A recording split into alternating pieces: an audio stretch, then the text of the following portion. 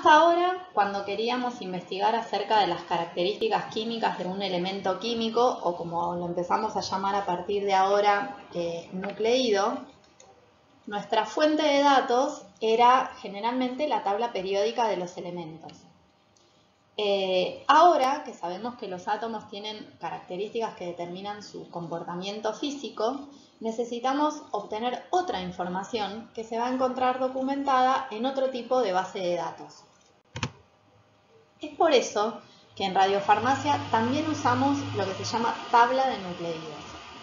Esta tabla de nucleídos es una representación de Z, o el número de protones, en función de N, el número de neutrones, en la cual ahora cada uno de los sitios o cuadraditos estará ocupado por un nucleído según su número atómico y su número de neutrones. ¿Se acuerdan que dijimos que el Z define la identidad química de los nucleídos? Esto significa que en la tabla de nucleídos, todos los que se ubiquen en la misma línea horizontal serán el mismo elemento químico, es decir, con igual composición de protones. La diferencia que habrá entre estos elementos será el número de neutrones. Y aquí tenemos que recordar un concepto que seguramente ya vieron anteriormente en sus carreras, que es el de isótopos.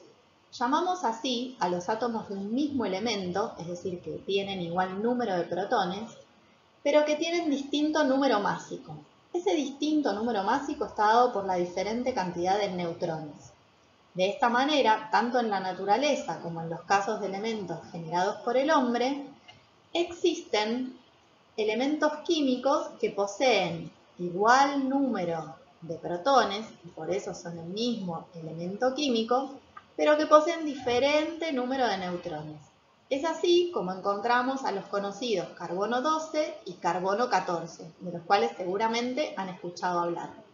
Particularmente en este ejemplo, el carbono 12 es un nucleído estable, es decir, de composición nuclear estable, y el carbono 14 es un nucleído radiactivo, es decir, de composición nuclear inestable. Ese exceso de neutrones hace que el nucleído se vuelva inestable. Volviendo a la tabla de nucleídos, a nuestra representación de Z en función de N, podemos ver que en el centro tiene una línea negra. Esta línea es en la que se ubican los elementos químicos estables. Por eso se la denomina línea de estabilidad.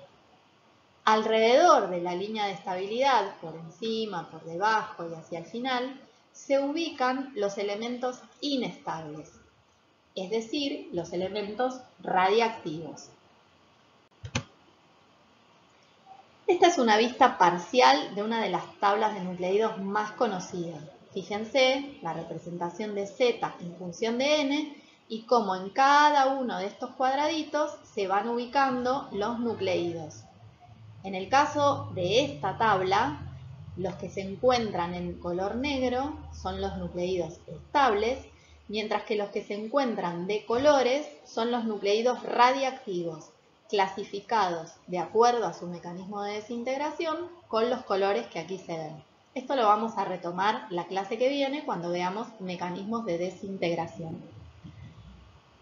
Un detalle, recuerden que los que son de igual composición en protones, es decir, isótopos, es decir, de igual Z, se llaman todos de la misma manera. Es por eso que en esta horizontal se encuentran todos los samarios, por ejemplo.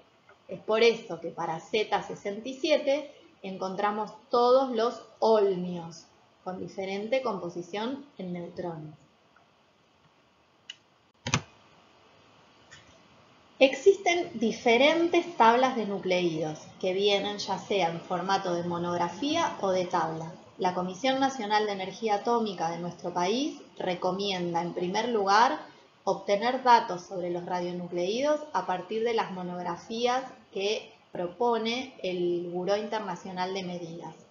Esta página libre, que tienen ahí el enlace para conectarse, les provee de monografías que pueden bajarse en PDF.